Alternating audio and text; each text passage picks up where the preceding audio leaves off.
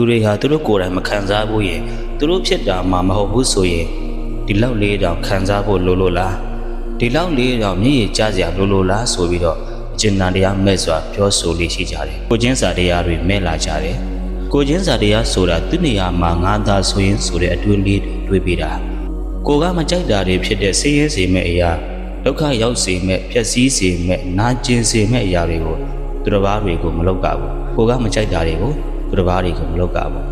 တိုးဘော်တိုးကစာနာမှုကျင်နာမှုတွေရှိရမယ်မျှဝေလိုသောစိတ်ကျင်နာတတ်တဲ့စိတ်ထားလေးထားပြီးတော့အသက်ရှင်နေတဲ့အခိုက်အတန့်တွေမှာဘဝကိုကောင်းမြတ်သောစိတ်ထားတွေနဲ့ဖြတ်သန်းတတ်ဖို့ကတိတ်ကိုအရေးကြီးတယ်အချို့သောသူတွေကကိုယ့်ရဲ့ကိုချင်းစာတတ်တဲ့စိတ်ထားလေးတွေသူတစ်ပါးတွေအပေါ်ကိုကျင်နာတနာတတ်တဲ့စိတ်ထားလေးတွေကိုချပြင်းပြီးတော့လိန်ညာသွားကြတယ်လောကမှာအာနာတတ်တဲ့သူတနာတတ်တဲ့သူကျင်နာတတ်တဲ့သူတွေဆိုရင်လူတွေကပို့ပြီးတော့လိန်လို့ညာလို့ကောင်းကြတယ်လိန်ရပါစေညာကြပါစေကိုယ့်ရဲ့ပေးကမ်းမှုကြောင့်ကိုယ့်ကိုလိန်သွားလို့သူတို့အဆင်ပြေမယ်ဆိုရင်ကိုလည်းပဲကုသိုလ်ရတယ်ကိုယ့်ကိုလိန်သွားတဲ့သူကိုလည်းပဲမေတ္တာပို့လိုက်ပါငါ့ကိုလိန်သွားလို့သူတို့လေးတွေအဆင်ပြေတယ်ဆိုရင်ပဲငါအတွက်ကုသိုလ်ရပါတယ်ဆိုတဲ့စိတ်ကိုသာတောင်းပြီးတော့တွေးလိုက်ပါအဲ့ဒီလိုလိန်သွားညာသွားတဲ့သူတွေဟာလည်းပဲတနေ့နေ့မှာတနည်းမဟုတ်တနည်းနဲ့သူတို့ရဲ့စိတ်ဓာတ်ကသူတို့ရဲ့ဘဝကိုဖန်တီးပေးလိမ့်မယ်ကိုယ့်ရဲ့မေတ္တာကိုယ့်ရဲ့စေတနာကိုယ့်ရဲ့တရားတရားကကိုယ့်ကိုပြန်ပြီးတော့အကျိုးပေးပါလိမ့်မယ်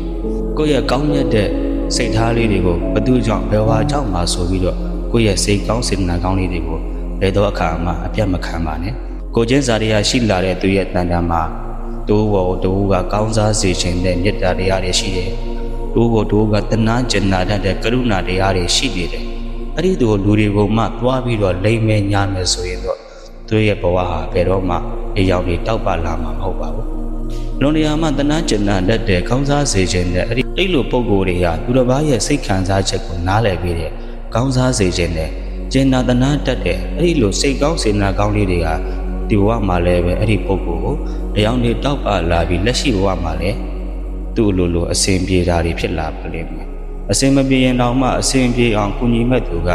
တနည်းမဟုတ်တနည်းနဲ့ပေါ်လာမှာပါဒီဘဝမှာလည်းပဲအကျိုးရှိသလိုနောက်ဘဝတွေမှာလည်းပဲကောင်းသောဘဝတွေကောင်းသောအကျိုးတွေကိုခံစားရမှာဖြစ်ပါတယ်ကိုချင်းစာတရားဆိုတဲ့စိတ်ထားလေးက